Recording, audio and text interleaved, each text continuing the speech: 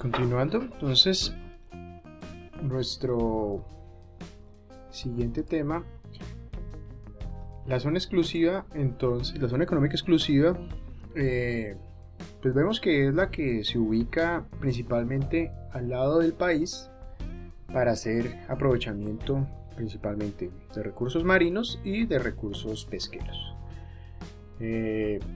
Las reglas para que los barcos pasen por esta zona, entonces primero deben tener, digamos, una bandera nacional, en este caso del país, sobre todo en el proceso de acceder a recursos pesqueros o las situaciones que se definan. Si es el país, digamos otro país, en el caso eso es un buque mercante, pues debe tener su bandera especificando de dónde es, para poder pasar. Si es un barco pesquero y se detecta en zona económica exclusiva, generalmente es abordado por las fuerzas militares y identificado y viéndose si están haciendo pesca en el mar de la zona económica exclusiva. Entonces, pues muchos de los problemas asociados a esto es que en gran cantidad de países pues hay problemas en la zona económica exclusiva por la pesca indiscriminada de otros países. En resumen general de lo que hemos visto, entonces tenemos nuestra zona continental, la línea de base recta, las aguas, digamos, interiores, las 12 millas náuticas de la zona marina del país, la zona contigua. Debajo de esta generalmente tenemos entonces la plataforma continental asociada a algunos de los límites, ya sea de la zona del mar territorial o de la zona contigua. En su efecto también posiblemente está la plataforma continental. En muy pocos casos raros, pero puede existir, la plataforma continental puede superar las 200 millas náuticas. Entonces en esos casos pues se pueden dar. Como vemos entonces, en la zona económica exclusiva, el 35.8 de los océanos es la zona donde se hace pesca, ¿sí? Solo puede pescar en esta zona el país. Puede transitar los barcos de otros países mientras sean barcos mercantes o sean barcos de pasajeros. Si son barcos militares o de otro uso, no pueden pasar a menos que sean autorizados para pasar. Y cerca de la zona, lo que es zona contigua, mar territorial y aguas interiores, no se puede acceder ningún barco sin tener un permiso. Cuando un barco, digamos, de tránsito de pasajeros o de mercancías pasa por la zona contigua, los barcos nacionales de la Armada tendrán derecho a poder exigir papeles y hacer verificación de los barcos mientras estén en esta zona. Si están en las aguas de la zona económica exclusiva y no han entrado a la zona contigua, pues digamos los podrán revisar solo a petición por alguna sospecha o algo, pero normalmente transitan sin ser controlados.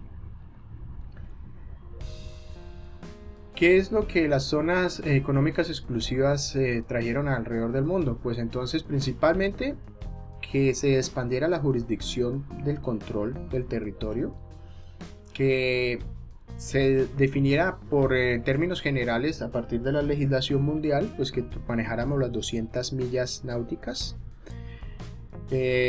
Muy clave sobre todo en Sudamérica, porque países que tienen un fuerte desarrollo hacia la parte costera, ya les recordaba que Perú, Ecuador, Chile tienen una flota pesquera muy grande y que obviamente ellos tenían un gran interés de que esto se legislara. Empezaron a dar, digamos, las bases para que muchos de los países posteriormente nos pusiéramos de acuerdo. En este caso, pues Colombia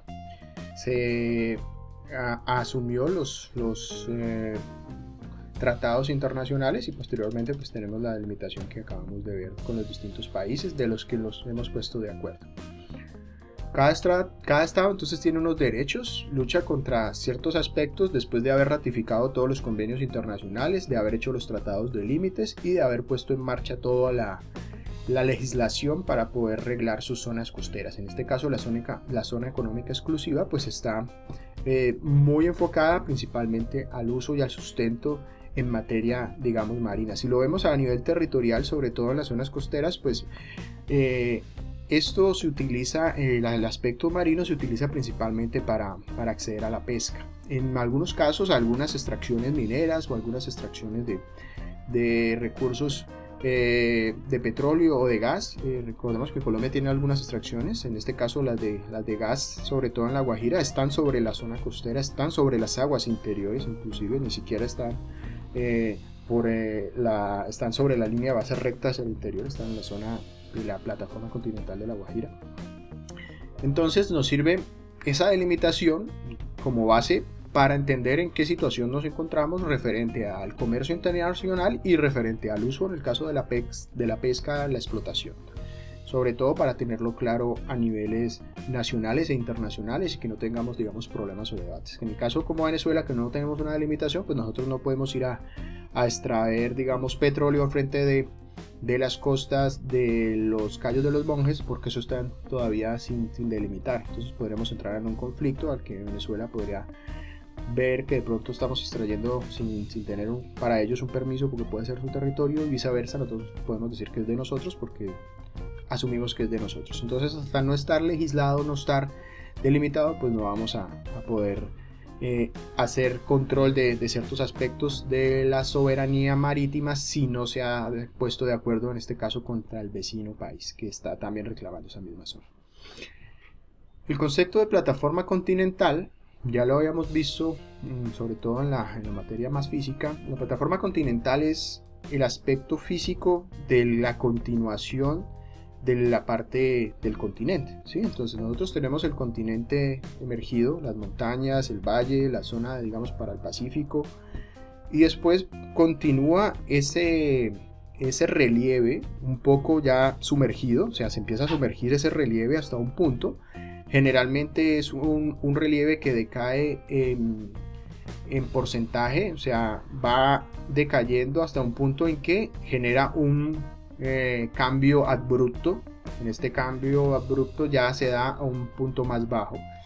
Generalmente se denomina plataforma continental a esta zona que sigue siendo plana, o cierta manera plana, que se continúa del margen de la playa, de la margen costera, del litoral del país, penetra un poco y en algún punto hace un cambio abrupto hacia el fondo marino. En ese caso, ese cambio abrupto hasta ese punto es que se denomina plataforma continental, ¿sí? Porque el continente sigue, digamos, extendido un poco profundizado en el mar, o sea, ya está sumergido, pero sigue esa extensión lineal que podríamos ver en la Tierra. Solo que empieza a decaer en un punto. Cuando decae en un punto y se da un quiebre muy profundo, es cuando ya se da lo que conocemos como plataforma continental. Generalmente es desde el punto de vista físico, ¿sí? Del relieve del fondo marino.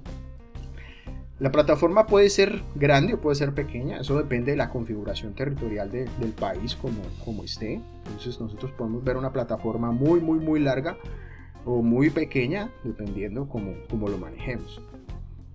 En muchos países, entonces, la plataforma, dependiendo del tamaño, se configura para darle la extensión o para dar la delimitación de las líneas, digamos, costeras. Cuando nosotros tenemos una plataforma más allá de las 200 millas náuticas, pues entonces se puede configurar como la delimitación del país en ese caso, pero son casos muy extraños para esto. Lo más común es que nosotros tengamos nuestra plataforma continental y después tenemos el talud y la llanura abisal, ¿sí? Básicamente es un proceso de relieve, es el relieve del fondo marino, un proceso geomorfológico, geológico de la parte marina. Nosotros tenemos la plataforma continental y el margen continental. Generalmente, si vemos nuestros mapas físicos, pues tenemos una plataforma, tenemos un talud y tenemos una llanura abisal, donde tenemos montañas submarinas, donde tenemos zonas, digamos, de distintos aspectos geomorfológicos que forman esa morfología del fondo marino. En el caso del Pacífico, pues tenemos una plataforma continental más corta en unos puntos, más larga en otros, y en el Caribe, digamos, la plataforma continental es mucho más larga. Principalmente La Guajira tiene una zona al frente de La Guajira muy larga de plataforma continental, porque La Guajira pues es una zona plana y al frente de la zona del mar se ve que se continúa esa forma plana de la plataforma. Entonces la plataforma continental es la extensión natural del continente hacia el mar, ¿sí? Solo hace un cambio, digamos, constante o medianamente de profundidad, que generalmente pues está sumergida, y en algún punto va a generar entonces el cambio abrupto de ese cambio de pendiente gradual, ¿sí? Cuando ya llega al borde de la plataforma da la caída. Y ahí pues tenemos la pendiente continental y luego tenemos ya otra bajada digamos, de ese gradiente gradual, y tenemos ya los fondos marinos y otros elementos más adelante. Muchos de las plataformas continentales entonces generalmente son importantes porque ya están digamos, cerca a la zona costera. En muchos casos, en el caso de nosotros, la gran mayoría de la plataforma continental en el Pacífico se cubre con las aguas interiores después de la línea de base recta, ¿sí? de las aguas interiores. Igual en el Pacífico y en el Caribe, la gran parte de la plataforma continental está ahí. Hay pedazos de la plataforma continental que están por fuera de la línea de base recta y quedan cubiertos entonces por el mar, digamos adyacente, por la zona contigua en su efecto, pero la gran mayoría de nuestra plataforma continental está en estos tres aspectos. Así que si nosotros vamos a hacer exploración de la zona de la plataforma, en su gran mayoría legalmente es exclusivamente para el área cercana de manejo de la zona costera colombiana. Dentro de la zona económica exclusiva, entonces, como tenemos las 200 millas náuticas, generalmente la explotación o la exploración se puede hacer a aguas abiertas, ya en la pendiente del margen continental, o en la llanura abisal, o en los fondos marinos del continente, o sea, del mar del país. En este caso, muchos de los recursos petroleros generalmente están asociados a los bordes de las plataformas donde se dan los cambios abruptos, en ese caso en las pendientes digamos oceánicas desde la plataforma hasta los fondos, muy asociadas sobre todo a los procesos de petróleos. Entonces ahí es cuando a veces se tiende a que la plataforma continental, en el caso de algunos países, ellos tratan de que se les pueda extender. Brasil es un ejemplo. Brasil tiene su plataforma continental y en ciertos puntos va más allá de los límites legales de protección máxima, que son la zona contigua, digamos el mar territorial y la zona de aguas interiores. Lo que les decía era un punto, que Brasil tenía un descubrimiento de los últimos años de petróleo, está sobre el margen de la plataforma continental y en ciertos puntos legalmente está en su zona económica exclusiva. Pero Brasil está solicitando que su plataforma continental se le extienda de manera legal. O sea, lo pide ante, si no estoy mal, creo que es ante la Asociación Hidrográfica Internacional, para poder darle una seguridad más grande desde el punto de vista de control militar a la zona donde está la parte, digamos, de los accesos al petróleo, que está en el borde de la plataforma continental, pero no está dentro de sus áreas, digamos, del mar territorial ni de la zona adyacente. Está al borde y está casi que afuera. En ese caso, pues por todos los procesos que implica una explotación petrolera, ellos están solicitando que les amplíen la plataforma para poder definir que cubren el área a partir de la teoría de la plataforma continental. Pero esos son, digamos, manejos que se están dando. La plataforma continental entonces no otorga al Estado restringir la navegación, a menos que esté por medio o por el fondo de las distancias límites que sí restringen la navegación, como son la zona contigua y el mar territorial. Si está más allá, entonces sucede esto, que pues, se puede pasar por esa plataforma continental, que es el caso de Brasil en los lugares donde tiene su explotación de petróleo. Están en la zona, digamos, de la plataforma continental, y pues eso para ellos se les prevé que puede implicar un riesgo porque alguien puede llegar a tratar de explotar o sacar su petróleo, y digamos que no es tan viable, pero pues ellos quieren curarse, digamos, de manera legal. ¿Cuál es la plataforma continental entonces en Colombia? Pues aquí la vemos, nuestra costa pacífica. Generalmente la plataforma continental en muchos aspectos está definida con un máximo de 200 metros, ¿sí? Generalmente la plataforma continental se asocia a la isóbata de 200 metros de profundidad. Entonces, si vemos aquí, esta es la línea de la isóbata de 200 metros de profundidad, que en el caso del Pacífico coincide relativamente bien con la delimitación de la plataforma continental. A partir de los 200 metros se da el cambio abrupto y obviamente pues en el Pacífico tenemos unos cambios de profundidades mucho mayores a los del Pacífico. A los del Caribe, perdón. Si vemos el Caribe, entonces lo que yo les mencionaba, la plataforma continental, sobre todo la Guajira es muy larga, ¿sí? En comparación a los otros. Inclusive si vemos en términos más asociados aquí lo tenemos la delimitación de 200 metros de profundidad de la isóbata. En este caso esta plataforma de este lado inclusive podría ser un poco más larga, aquí de como de 300 a 400 metros. Esto requiere entonces poder delimitar muy bien la plataforma continental, requiere una información batimétrica de muy alta resolución y trabajos geológicos y geomorfológicos del fondo. Entonces, obviamente hacer una delimitación muy precisa de la plataforma continental colombiana requeriría todos estos trabajos. En términos generales, pues nosotros admitimos que la plataforma continental, como la subdividimos, está por la isóbata de los 200 metros, que es lo más común para definir el quiebre de la plataforma. Aunque si lo vemos desde el punto de vista geomorfológico, de pronto esta línea de aquí también podría ser, es mucho más baja, pero podría hacer referencia a la plataforma continental también. Entonces, ese criterio está más a la delimitación geomorfológica y geológica que se haga, obviamente basándose en aspectos de información que nos permitan dar la delimitación del criterio. Si nos damos cuenta aquí, la plataforma continental, sobre todo en este caso de la zona del Pacífico, hay puntos en los que la plataforma es muy corta, como en esta zona, ¿sí? Hacia acá arriba del Pacífico, del Chocó. Hay puntos en el que la plataforma no existe, o es muy pequeña, digamos, aquí ya se tiene una gran profundidad inmediata. Entonces, en este caso, aquí podemos ver Tribugá. Tribugá es una zona muy profunda, inmediatamente cerca a la costa. Por esa razón, las ganas de que se haga un puerto de aguas profundas, si nos damos cuenta, es una entrada natural de un puerto, o sea, es una zona muy profunda, cerca, no tiene casi profundidades, o sea, altas profundidades como los 200 metros, y llegamos directamente al puerto. Si lo vemos en la configuración de física, el puerto de Tribugá que queda en esta zona, pues sería el mejor lugar en Colombia para poner un puerto. O sea, desde el punto de vista físico y de que se podría poner un puerto, sería el mejor lugar. Obviamente que si lo vemos en términos ambientales y en otras situaciones no sería el mejor lugar, pero si lo hablamos desde el punto de vista de la localización de un puerto, sí.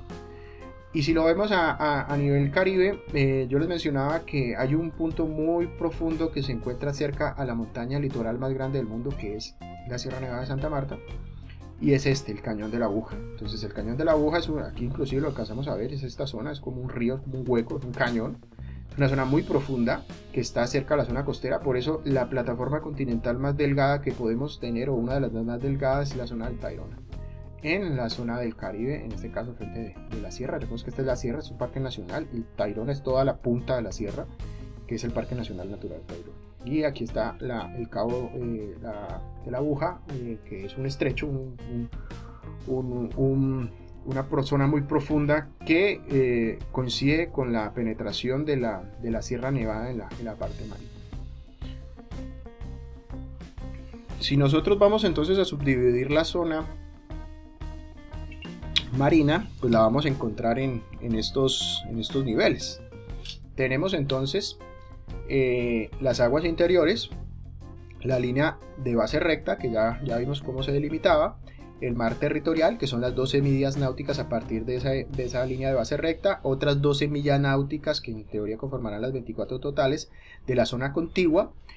De ahí, de la zona contigua hasta el límite máximo, pues vamos a tener las 200 millas náuticas, ¿sí? Entonces, esto será nuestra zona económica exclusiva.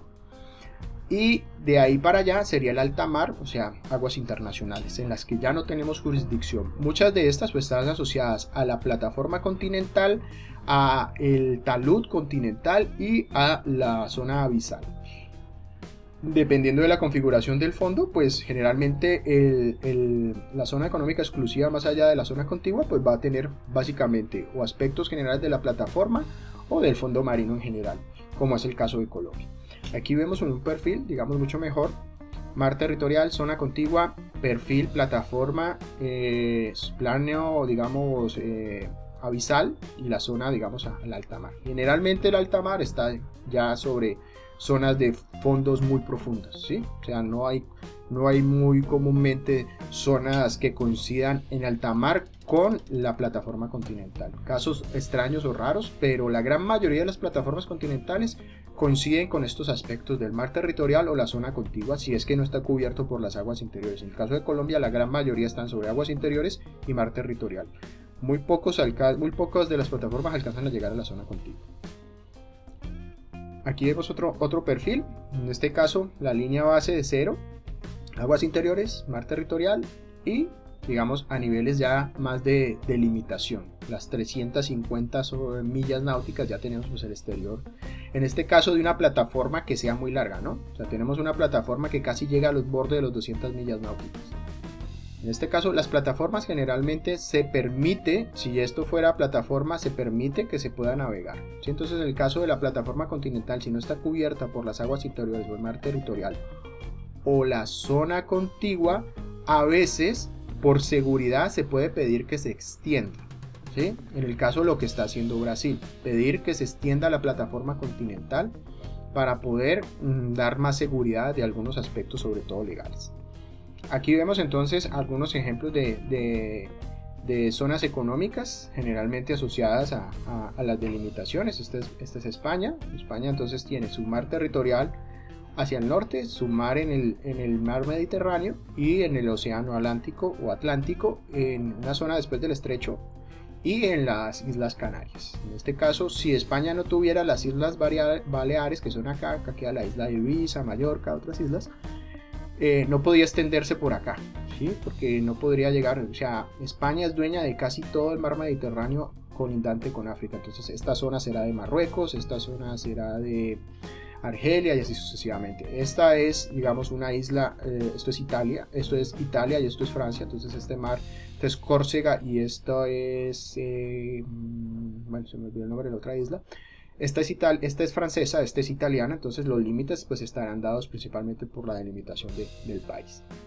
Si vemos nuestras aguas jurisdiccionales, tenemos entonces a niveles generales pues el mar Caribe, el océano Pacífico y estos aguas jurisdiccionales pues entonces si alcanzamos a ver algunos eventos en algunas como las zonas costeras insulares tenemos plataformas. Recordemos entonces que tenemos la isla también tiene su plataforma continental y también tiene su delimitación de aguas interiores, etcétera, igual que en la zona continental, en el caso del Caribe y nuestras zonas insulares. Y también tenemos algunas pequeñas plataformas y otras zonas aquí en el Pacífico, ¿sí? Aunque principalmente esa plataforma continental se enfoca sobre todo en islas que son representativas a las que se les puede medir la plataforma. En el caso de las islas como las que tenemos nosotros, como Malpelo, pues Malpelo está en una zona, digamos, montañosa, marina, submarina, pero es una punta que está emergiendo y básicamente es Malpelo, entonces no tiene una plataforma continental asociada. Aquí vemos entonces, esta es una batimetría de alta resolución de la zona costera del Caribe. Aquí es lo que les mencionaba del cañón de la Aguja, este es el cañón, se ve muy bien aquí. Esta es la Sierra Nevada de Santa Marta, entonces la sierra desde aquí del cañón de la Aguja, que nace creo que en la playa de Arrecifes, si no estoy mal, comienza el cañón parte, aquí es una zona muy profunda, por eso si algún día van al Tayrona o si ya han ido, se darán cuenta que si llegan a Arrecifes es una de las playas más peligrosas que hay en Colombia, donde se ha ahogado un montón de gente, porque esta zona tiene unas corrientes extremadamente potentes. Entonces todo lo que es la zona de la sierra entre Palomino y la zona del Parque Tayrona, que es algunas de las playas, hay unas playas que son muy muy fuertes del oleaje, sobre todo la playa que les mencionaba hace rato, porque las corrientes son fuertes debido a que principalmente tiene una zona muy profunda y aquí pues se dan entonces procesos convergentes de corrientes marinas muy fuertes. Si nos damos cuenta entonces el fondo marino tiene que siguen los ríos penetrando el fondo. Digamos aquí vemos el río Magdalena, este es la continuidad del río Magdalena, vemos los ríos penetrando el fondo, esto es la geomorfología del fondo, aquí vemos una gran cantidad de montañas y algunos volcanes y deslizamientos en el fondo marino. En este caso aquí alcanzamos a ver la plataforma continental de la zona de Santa Marta, entonces aquí está digamos, la plataforma continental. En esta batimetría de menor resolución que está hacia acá se ve la plataforma continental, otra parte de la plataforma continental. Entonces la plataforma es esa tierra que continúa y en algún punto da el cambio abrupto para ir hasta el fondo. En este caso, pues con estas batimetrías, aquí en la zona de Santa Marta, aquí está Santa Marta ciudad, esto es todas las bahías del Parque Tayrona, y aquí está el Cañón de la Aguja. El Cañón de la Aguja entonces nace, si no estoy mal, nace aquí en Arrecife, que es una de las zonas con mayor oleaje en el Parque Tayrona. También está Palomino, que está por este lado. Son los lugares, sobre todo Palomino, que últimamente se está volviendo muy famoso. Es una zona donde se practica mucho surf, porque estas corrientes son muy buenas para hacer surf en esta zona. Es uno de los puntos que en Colombia se clasifica como mejores para hacer surf. Si vemos las jurisdicciones territoriales, entonces, así como en Colombia las encontramos en otras partes del mundo. Aquí vemos una subdivisión de aguas territoriales de los distintos países. Si nos damos cuenta, esta zona roja es la zona de alta mar, o sea, aguas internacionales, y donde pues los barcos pueden navegar, pueden pescar sin pedirle permiso a nadie. Situaciones que, dadas en el caso de Colombia, pues tenemos una parte abierta en el Pacífico hacia las aguas internacionales. En el Caribe no la tenemos. Aquí vemos entonces la jurisdicción a nivel mundial más en detalle. Vemos la división de Estados Unidos, la de México, Colombia, o antes en las versiones antiguas. Vemos otros casos como Nueva Zelanda, Australia, las subdivisiones de sus zonas marinas, ¿sí? También vemos entonces que a partir de estas divisiones pues tenemos múltiples conflictos. Una de las zonas más conflictivas en el mundo, pues tenemos varias islas. En este caso, Gibraltar es una zona que fue cedida por España hace más de 300 años al gobierno o a los reyes ingleses, y ellos se apoderaron de esta punta que es Gibraltar, y lo cual les da derecho. Esta zona del mar es de el mar, o la área territorial de Gibraltar es de Inglaterra, y ellos hacen control territorial en la entrada al estrecho, digamos, de Gibraltar, que recordemos es un punto de choque, un punto de estrangulamiento que tiene una estrategia militar muy grande. Si por algún motivo los ingleses no quisieran permitir pasar los barcos por aquí, pueden hacerlo, y entonces podrían evitar el flujo, digamos, de barcos y todo. En este caso hay muchos conflictos, sobre todo entre España e Inglaterra, porque esto es una zona muy pequeña, es inclusive como un cuarto de la isla de San Andrés, es algo muy pequeño, pero tienen control territorial, y tienen control territorial de la zona marina alrededor. En esta zona pues hay muchos conflictos entre la Armada Británica y Española, sobre todo por la pesquería, por las pescas. Entonces se dan muchos conflictos aquí, hay mucha influencia también del narcotráfico. En esta zona, en Europa, generalmente desde Marruecos se contrabandea hachís, y lo único que hacen los contrabandistas es utilizar lanchas de alta velocidad y cruzar de un lado a otro a gran velocidad. Llegan a la costa, lanzan digamos, los alijos de droga y se devuelven. Entonces hay mucho contrabando de droga en esta zona también, hay grandes problemas. Y otro problema histórico, generalmente el de Turquía y el de Grecia. Grecia y Turquía pues han sido enemigos durante muchísimos años, y esto tiene una zona de conflicto muy grande también sobre las líneas de los mares territoriales que tienen ahí. Entonces en la parte marina pues tenemos nuestra zona económica exclusiva, y tenemos la zona de alta mar o de aguas internacionales, ¿sí? Entonces las aguas internacionales o alta mar no están incluidas en ninguna zona exclusiva, el mar territorial no las cubre, y digamos no tienen, digamos, legislación de un país en específico, están a la deriva, están en alta mar. Es libre para cualquiera, y se utiliza por todos los países al igual en el mundo, de manera pacífica. Digamos, si yo soy colombiano y me voy a las aguas internacionales que están cerca a la China o a Japón, yo puedo ir a pescar y sacar peces por allá sin tener problemas. Por esa razón Japón, un ejemplo, pesca ballenas, y ellos van y pescan ballenas a nivel internacional, van hasta el polo sur o al polo norte, a la zona cerca a su mar, del mar de Japón, que son aguas internacionales, y pescan las ballenas indiscriminadamente. que a nivel mundial, sobre todo a las ballenas, a estos cetáceos, se les colocó un límite de cuota para los países, para que obviamente si estamos digamos, en el mar abierto y hay cientos de miles de animales y los podemos pescar indiscriminadamente, no es tan así, hay regulación a nivel mundial, sobre todo de las ballenas que están en peligro crítico. Entonces, así sean aguas internacionales, pues no se permite que se pesque excesivamente, pero como nadie lo controla, pues nadie puede saber si Japón o no está pescando a gran cantidad de estos ejemplares. Japón solicita unas cuotas de pesca, digamos que para poder pescar ballenas a nivel científico, para pues, intereses científicos. Si ustedes de pronto han visto una serie que se llama Sea Shepherd, es de una gente que se encarga de controlar las pesqueras japonesas para evitar que ellos estén cazando ballenas, porque entonces les dan unos permisos internacionales para poder cazar cierta cantidad de ballenas.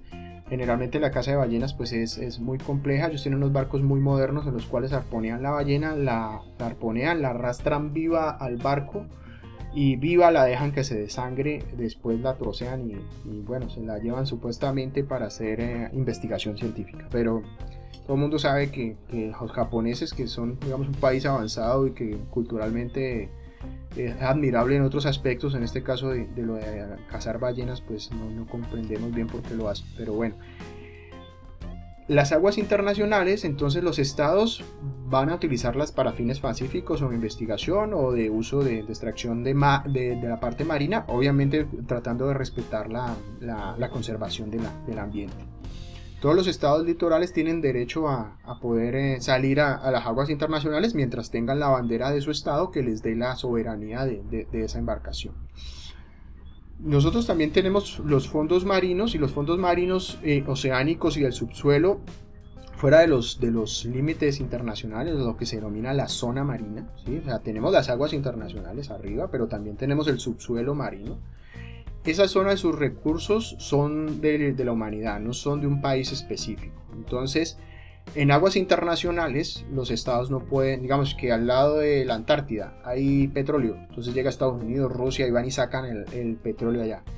En teoría no pueden hacerlo. Pueden pescar en su efecto, pero no pueden entrar a hacer una explotación de recursos de gas o de petróleo en aguas internacionales porque no está permitido. Las aguas internacionales son patrimonio de todo. Digamos que es como decir cuando estamos aquí en Colombia, si hablamos de un territorio, decimos pues eso es territorio de uso público, es un bien público.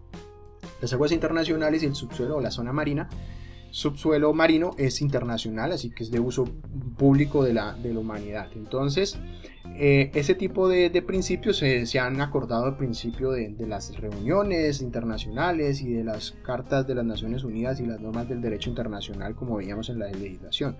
El uso de las aguas internacionales y de los fondos y la cantidad de pesca y todo esto que se hace en agua internacional, pues debe tener una cierta regulación. Países que no la respetan, en ese caso China, que está haciendo una sobreexplotación sobre todo de pesquería hacia la zona del Pacífico. El alta mar y los fondos más allá de la jurisdicción pues entonces tienen prevalencia de conservación a nivel internacional, ¿sí? De que se pueda hacer explotación de recursos pesqueros más no mineros ni gasíferos ni minerales. Eso no se pueden explotar en los fondos internacionales. Se puede hacer investigación, se puede hacer digamos aprovechamiento desde el punto de vista económico, pero para pesquería, pero otro tipo de lo de poner gas, de hacer extracciones de gas, estos elementos no se puede hacer. Si vemos entonces las divisiones territoriales, pues entonces tenemos desde el punto de vista territorial físico, o sea, las subdivisiones básicamente a partir del relieve submarino y de la territorialidad de cada uno de los países, pero también entonces tenemos las subdivisiones asociadas a la parte de la geomorfología, la geología y de la geografía. En este caso, cuando nosotros tenemos las islas, pues tenemos las islas y los archipiélagos que generalmente son extensiones territoriales, como tenemos las islas de San Andrés y Providencia, los cayos de Roncador, Serrana y Quitasueño y los bajos que quedan hacia el norte, hacia Jamaica. Entonces son extensiones territoriales porque son físicas emergidas que están rodeadas por agua. Entonces, si mientras tengamos un área territorial en la que podamos hacer el control territorial, pues vamos a poder definirla como nuestra área territorial. Obviamente San Andrés, Providencia, la isla de Malpelo, la isla de Gorgona son extensiones territoriales, las sumamos como áreas, o sea, son áreas ínfimas en tamaño territorial, pero nos ayudan a sumar área territorial marina, porque entonces como está, digamos, en el caso de Malpelo, está tan alejada, pero eso nos permite que extendamos la línea de las 200 millas de Malpelo hacia allá, porque ese pequeño ítem de tierra emergida que podemos hacer soberanía nos da el derecho de extender el mar. Lo que hace China ahora, entonces ellos tenían unos pequeños cayos, hacen una isla artificial a partir de ese pequeño callecito. En estos cayos digamos que eran arrecifes, y esos arrecifes hacen una isla artificial y la expanden. Entonces expanden su línea de cobertura marina para poder hacer mayor control territorial. Según el régimen internacional de la Convención del Derecho del Mar de las Naciones Unidas, entonces las islas tienen una extensión natural de tierra, están rodeadas por agua que se encuentra sobre el nivel del mar. Entonces pueden tener una zona contigua, una zona económica exclusiva y una plataforma continental, igual que en la zona terrestre, como en la zona continental. Por eso nosotros tenemos ese mar en el Caribe tan extendido hacia Nicaragua, casi que al frente de Nicaragua, y igual en el Pacífico, con lo que les acabo de mencionar. Cuando tenemos rocas no aptas para mantener habitación humana o vida económica, no tendrán zona económica exclusiva ni plataforma continental. Nosotros entonces, en el caso de los cayos, tenemos una delimitación que se asocia a las distancias que la cubren desde las zonas que sí tenemos habitadas, pero cuando no tenemos posibilidad de habitar a alguien ahí, no vamos a poder extender la plataforma continental ni vamos a poder extender la zona económica exclusiva. Si en esa isla no lo habita nadie, no hay manera de alegar que la vamos a extender. Por eso lo que pasa con China, como no tenía nadie viviendo, pues porque eran unos arrecifes que si bien eran someros, pues no se podía establecer ahí, empezaron a rellenar los arrecifes, a hacer una isla artificial y ahí sí llevar gente a vivir. Basado en los tratados internacionales y las reglas internacionales, China ya tendría derecho de poder extender su zona económica exclusiva a partir de esas islas artificiales. En los archipiélagos entonces pues recordamos, un archipiélago es un conjunto o grupo de islas que están asociadas generalmente a un grupo cercano y que se pueden conectar fácilmente unas con otras. Digamos, uno de los archipiélagos más conocidos, pues si lo hablamos en Colombia, tenemos el archipiélago de San Andrés y Providencia, que son las islas y otras pequeñas islas asociadas. El archipiélago de San Bernardo y San Bernardino al frente de Cartagena, que conocemos como Islas del Rosario, eso es un archipiélago también, son múltiples islas chiquititas. Hay una gran cantidad de archipiélagos en el mundo, entonces los archipiélagos también tienen ese conjunto de elemento territorial, en que si tenemos un archipiélago y tenemos una gran cantidad de islitas, algunas habitadas y otras no habitadas, pues vamos a poder entonces ejercer control territorial y aplicarle las leyes de plataforma continental, de zona económica exclusiva, etc. ¿Sí?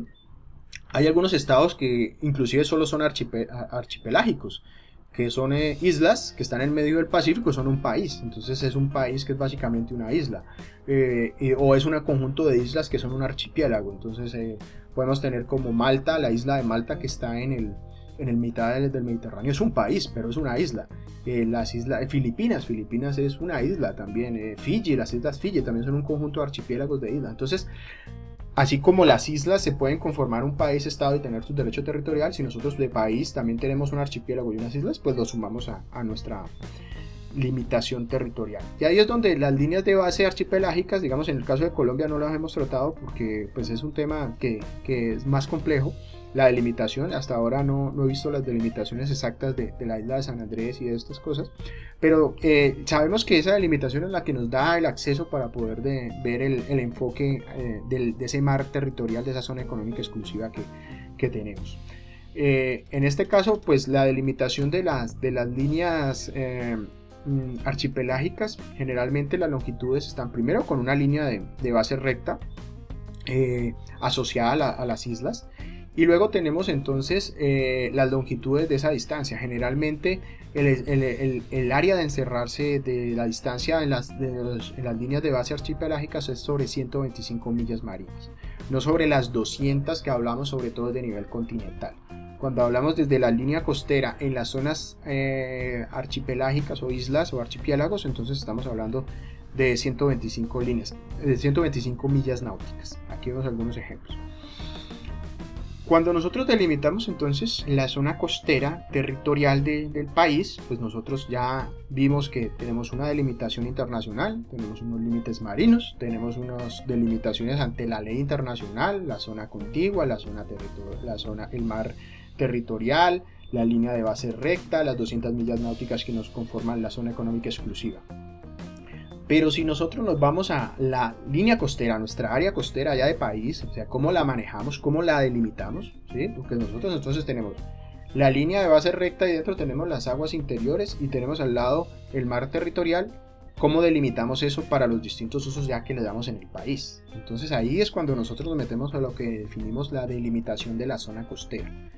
La zona costera, entonces, como lo hablamos desde el punto de vista geográfico y técnico, desde el territorio, tenemos que delimitarla. Así como nosotros a nivel territorial delimitamos un municipio y el municipio tiene unas comunas, tiene el departamento, está delimitado, todo tiene una delimitación, a nivel marino también lo tenemos que hacer.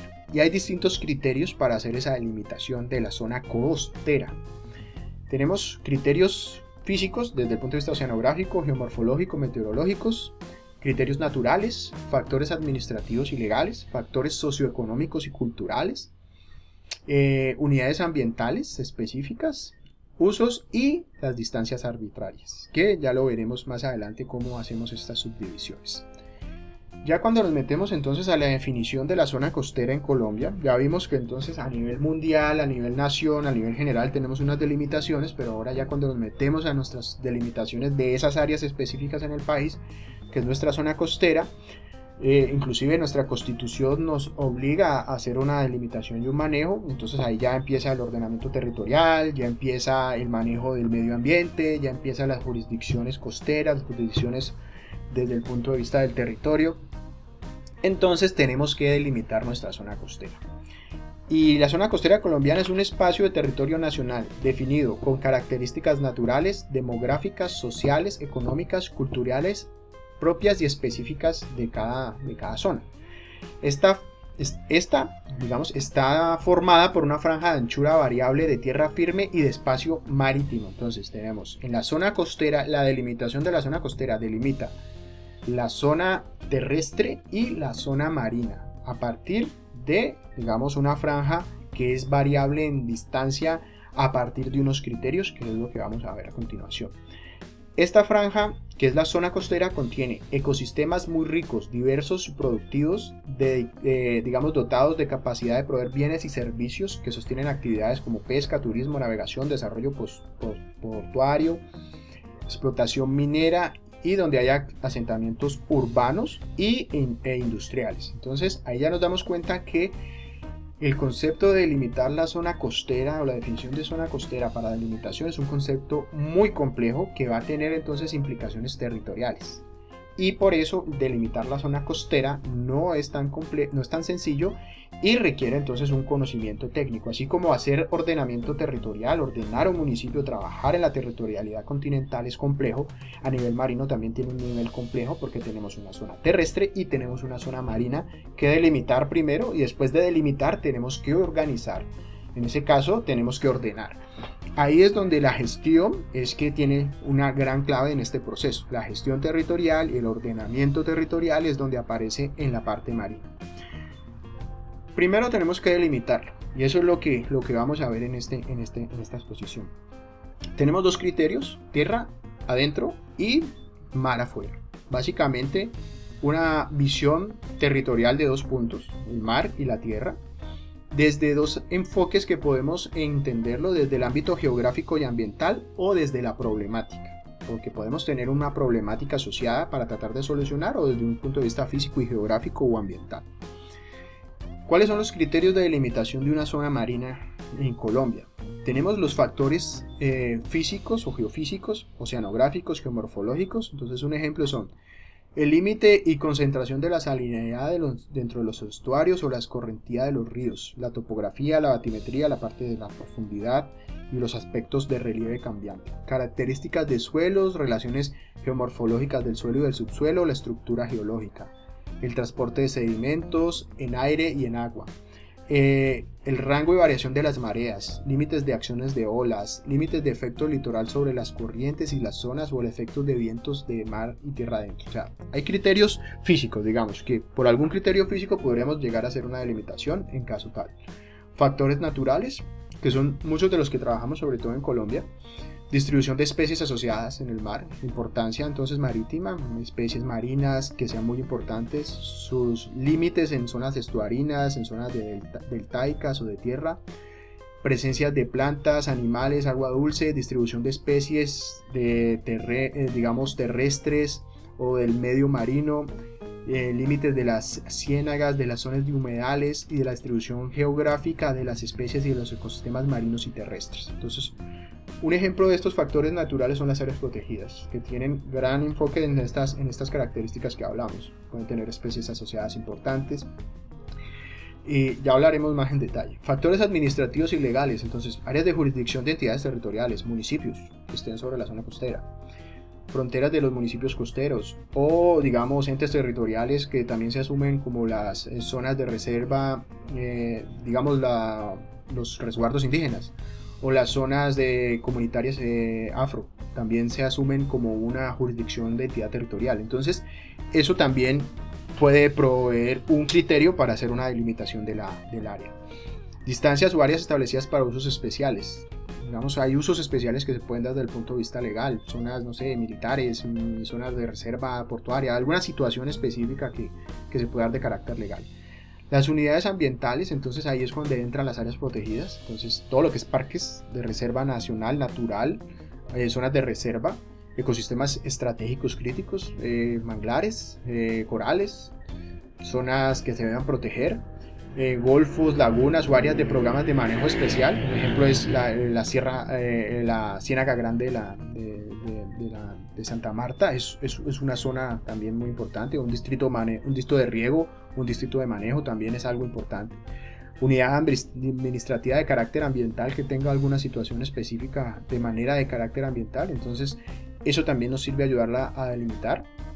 Que tenga usos, cierto tipo de usos también nos darán los criterios de delimitación si ya están previamente o tradicionalmente definidos durante mucho tiempo, como áreas de reserva turística, áreas de reserva portuaria, puertos o áreas de canales, zonas francas, zonas de pesca o zonas de acuicultura.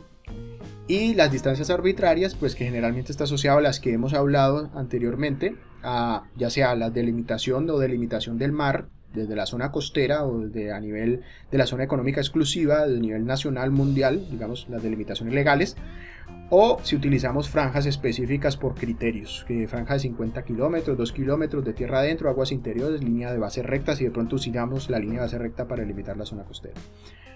Estos son los criterios, una gran gama de criterios que podemos obtener o podemos utilizar para delimitar las zonas costeras del país.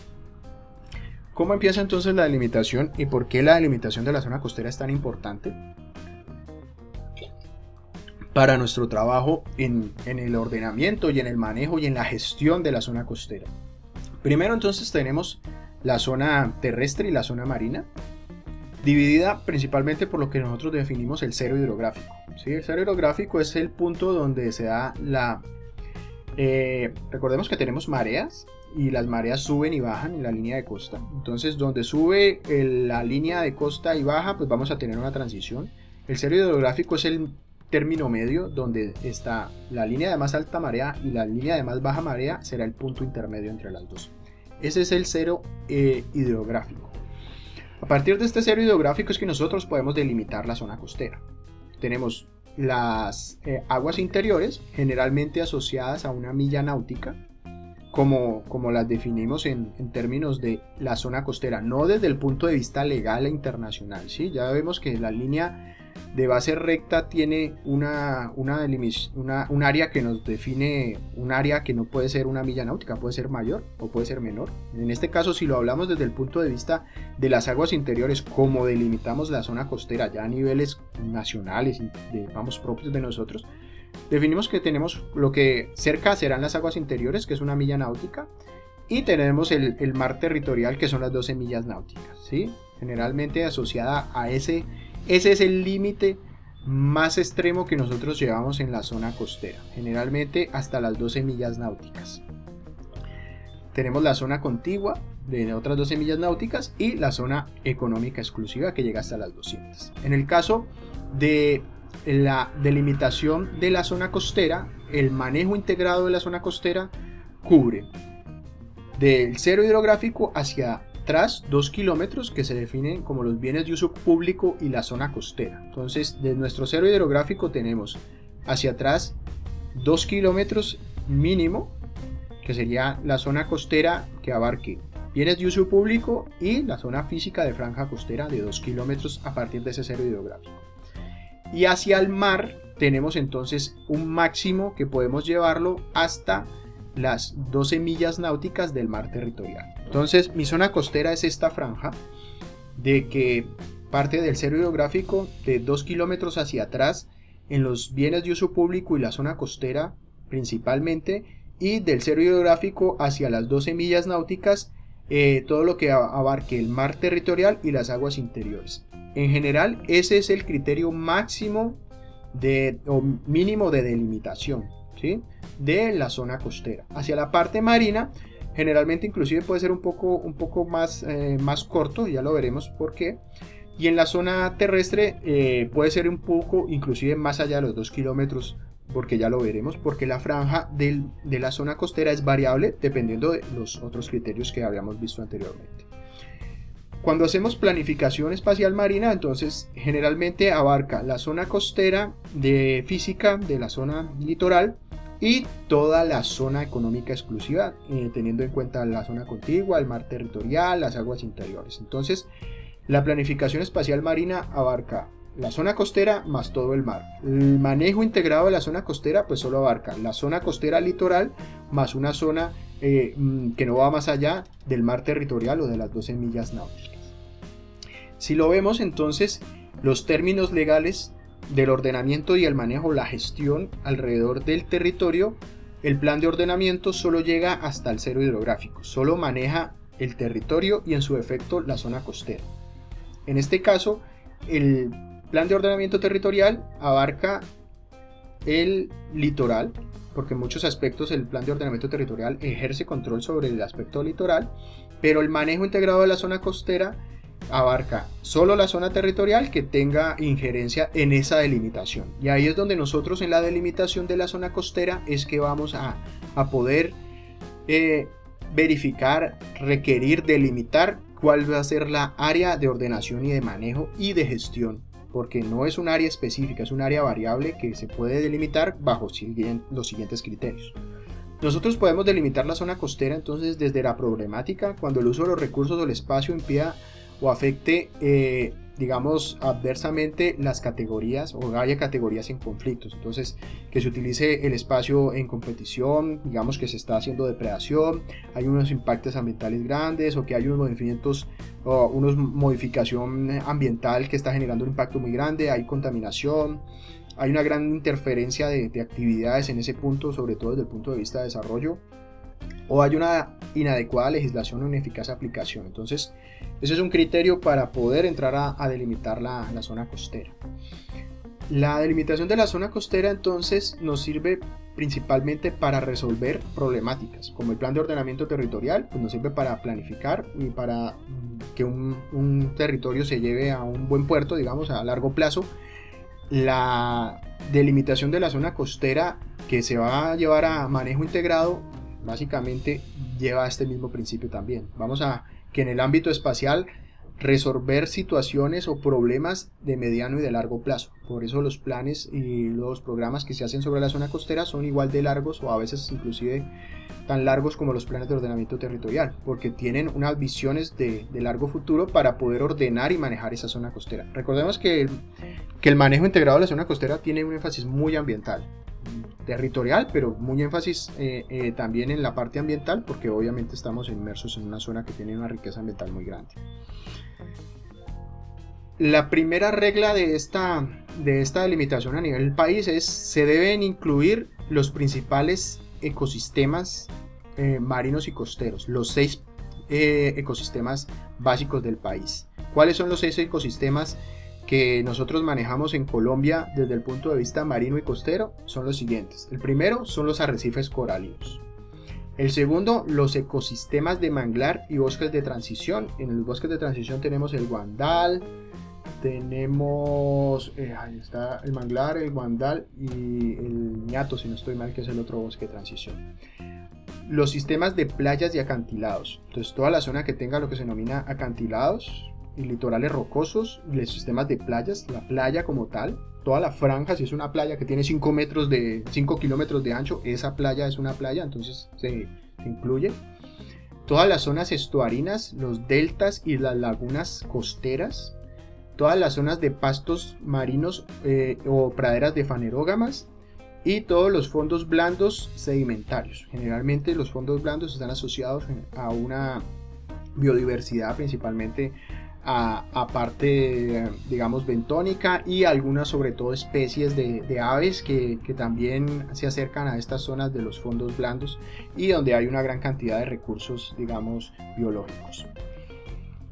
Ya sabemos entonces que tenemos 6 criterios específicos, bases, que ya de entrada están. Todo lo que tenga coral, todo lo que tenga manglar, todo lo que tenga zonas de acantilado serán entonces incluidas dentro de la zona costera. Aquí vemos un ejemplo de la delimitación de la zona costera. Entonces tenemos el cero hidrográfico, donde tenemos la línea de más alta marea y la línea de más baja marea. Entonces es el límite que delimita la línea de costa. 12 millas náuticas o la isóbata de 200 metros de profundidad. Ese es el criterio para delimitar en Colombia.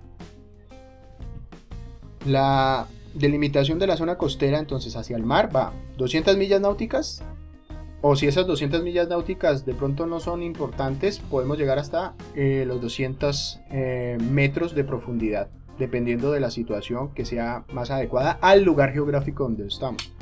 Si de pronto más allá de las 12 millas náuticas no es más importante, de pronto la de los 200 metros, porque puede ir inclusive más allá de las 12 millas náuticas, los 200 metros de profundidad, entonces tendríamos un criterio, digamos, mayor de distancia a las 12 millas náuticas. Eso depende de la zona donde estemos. Entonces, para la parte externa, digamos, en las aguas marinas, en la zona marino-costera, 12 millas náuticas o 200 metros de profundidad. En la zona de baja mar entonces tenemos bosques de manglar, transición, bueno, aquí tenemos los corales, ¿no? Tenemos los corales, tenemos las praderas de fanerógamas, etc. En la zona interior, ya desde el cero hidrográfico, entonces hacia atrás, la zona de baja mar, tenemos todos los elementos que pueden estar como las lagunas costeras, los bosques de manglar, los bosques de transición. También tenemos todas las zonas urbanas. Entonces, si hay una ciudad, la ciudad hace parte de la zona costera. Un ejemplo de esto entonces es Buenaventura. Tenemos la línea de costa de Buenaventura y tenemos la ciudad de Buenaventura. Buenaventura ciudad como perímetro urbano hace parte de la zona costera. Así vaya más allá de 2 kilómetros. Lo más común es que si nosotros tenemos el bosque de manglar, a partir de ese bosque de manglar, 2 kilómetros hacia atrás. Si tenemos laguna costera, a partir de la laguna costera, 2 kilómetros hacia atrás. Si tenemos ciudad costera, a partir de la ciudad costera, 2 kilómetros hacia atrás. Si no tenemos ningún elemento de estos, y solo tenemos la línea hidrográfica, pues van a ser de la línea hidrográfica 2 kilómetros hacia atrás. Entonces, la delimitación de la zona costera va a admitir que se pueda cubrir una gran cantidad de elementos. Aquí vemos un ejemplo. Esta es la zona costera del Mar Caribe. Aquí tenemos una delimitación de una unidad ambiental costera. Esta es la línea de costa, la línea azul. Tenemos una línea que cubre la isóbata de 200 metros. Aquí no tenemos la distancia de las 12 millas náuticas. Inclusive esta línea puede ser, creo que un poquito mayor a las 12 millas náuticas. Entonces se está utilizando la isóbata de 200 metros de profundidad hacia el parte del área marina. Y hacia la zona costera, entonces, estamos en Barranquilla. Delimitamos primero el área física de Barranquilla. Todo Barranquilla es zona costera. Entonces lo tenemos. Desde la línea, todo lo que es Puerto Colombia, entonces no, ya no es ciudad. Desde esta línea, entonces, si aquí hay unas zonas de manglares, aquí hay una gran cantidad de zonas de manglares, de esos manglares, 2 kilómetros hacia atrás. Si nos damos cuenta, esta línea es más gruesa acá, o sea, porque obviamente consigue todo Barranquilla. Aquí hay unas zonas de manglares y se extiende 2 kilómetros hacia atrás. Por acá hay otras líneas que tienen manglares, se extienden 2 kilómetros hacia atrás. pero si vemos de la línea de costa, entonces si no hay manglares y no hay otros elementos, serían 2 kilómetros. Entonces vamos a ver que en ciertos puntos de esta zona costera delimitada hay zonas que solo cumplen con el criterio básico de 2 kilómetros. Hay otros puntos en que tienen mayor distancia porque hay manglares, entonces a partir de los manglares 2 kilómetros. Y en otros hay mayor distancia porque entonces cubre todo un municipio costero, como en este caso Barranquilla. Entonces este límite es la delimitación de una zona costera para poder hacer manejo. Esta debe ser la unidad ambiental costera del Atlántico. No recuerdo el nombre, ahorita veremos las subdivisiones. Esta es una zona ambiental costera ya delimitada. Tenemos una zona delimitada desde la parte marina y desde la parte terrestre. Es una delimitación interna de Colombia de cómo maneja sus zonas costeras. Y a partir de esta zona, que no es ni un municipio ni es un departamento, sino que es una zona física específica que aquí tenemos varios municipios. ¿Sí? Entonces vamos a hacer ordenamiento, manejo de esta zona costera y no importa que estos sean varios municipios o que sean varios departamentos. Es un área que se tiene en cuenta el entorno del manejo desde el punto de vista ambiental, territorial y físico, sin importar que sean municipios o sean departamentos. En este caso se trata de delimitar generalmente por aspectos físicos. A veces se puede tener en cuenta la delimitación territorial, de pronto sobre los departamentos. En muchos aspectos coinciden, en otros no. Pero en este caso específicamente la unidad ambiental costera que estamos viendo aquí está delimitando zonas de varios municipios, la zona marina, y es el área que se va a manejar. Entonces aquí se hará un plan de ordenamiento y manejo de esta unidad ambiental costera, que es básicamente un proceso que tiene en cuenta el ordenamiento territorial. Aquí vemos otra zona costera. Esta es la llanura aluvial del sur, desde el río San Juan de Micay hasta el río Mataje, que es la frontera con Ecuador. Entonces esto es una unidad ambiental costera que se delimita por varios criterios. Primero, tenemos la isóbata de 200 metros de profundidad, pero en algún punto esa isóbata se extiende para cubrir a toda la isla de Gorgona. Tenemos entonces el límite con la otra unidad ambiental costera, que es la UAC Málaga Buenaventura. Llegamos aquí al límite del departamento del Cauca, todas las zonas de manglares. Aquí pues no hay grandes poblaciones, la única población grande que encontramos es Tumaco, toda Tumaco hace parte de esto. Y casi todo lo que encontramos en esta unidad ambiental costera en su gran mayoría es los manglares y los bosques de transición. Entonces a partir de estas zonas de mangle, que son estas zonas verdes, hacia atrás, los 2 kilómetros son los que van a cubrir en su gran mayoría las zonas costeras. También tenemos algunos municipios o algunas situaciones especiales y esas situaciones se cubren. En este caso aquí tenemos unas zonas deltaicas del río Naya. Todo este delta del río Naya y estas zonas estuarinas se cubren. Si bien aquí vemos unos manglarcitos, esta es una zona de delta y es una zona estuarina que es también importante, entonces se cubre y se delimita. Entonces la delimitación de la zona costera, en este caso del Pacífico colombiano, porque es Cauca y Nariño, cubre una gran zona costera, más de 2 kilómetros en promedio. O sea, hay zonas que son más anchas de los 2 kilómetros. De pronto en algunos puntos específicos sí tiene una anchura de 2 kilómetros mínima, pero en otros lugares tiene zonas más anchas. Y en la zona marina, entonces, isóbata de 200 metros se extiende para abarcar, digamos, por aquí ya no hay isóbata de 200, se abarca la isla, que es importante porque es un parque nacional. Entonces todo el parque nacional de la isla Gorgona se sube, todo el parque nacional de Sanquianga, porque este es el parque nacional natural Sanquianga, se asume aquí. Entonces esta unidad ambiental costera pues tiene toda esta gran área de delimitación. Esta es una delimitación de zona costera para gestión y para manejo. Si lo hablamos a nivel insular, o sea, ya las islas, entonces las islas pues tienen una limitación relativamente parecida. Generalmente, pues si un ejemplo es San Andrés, entonces tenemos obviamente todo San Andrés, pues porque tenemos línea de más alta y más baja marea a los dos lados de la isla.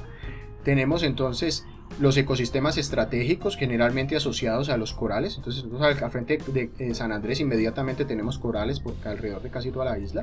Entonces esos manglares, digamos, estratégicamente se cubren, y a partir de esta zona de manglar que está muy cerca tenemos 12 millas náuticas. Aquí a nivel insular no utilizamos, digamos, la isóbata de 200 metros, utilizamos las 12 millas náuticas generalmente. Entonces así se abarca el área a nivel insular. ¿Cómo entonces delimitamos nosotros la zona costera? En términos generales, si no tenemos ninguno de estos ítems importantes como la ciudad costera, la zona de manglar, vamos a utilizar 2 kilómetros de línea de costa hacia atrás. Y en la parte marina vamos a utilizar o 12 millas náuticas de mar territorial o 200 metros de profundidad para delimitarla. Si vemos otros ejemplos, entonces China tiene 10 kilómetros de línea costera hacia adentro y 15 metros de isóbata de profundidad. Entonces ellos protegen mucho territorio, pero en la parte marina no protegen casi nada, pues porque isóbatas de 15 metros de profundidad es una zona muy cercana. Sri Lanka entonces tiene 300 metros de distancia de la playa para proteger y 2 kilómetros de la zona marina. España tiene 500 metros desde la línea de costa para proteger hacia la tierra y 12 millas náuticas hacia la parte marina, o sea, protegen más el mar que la zona costera.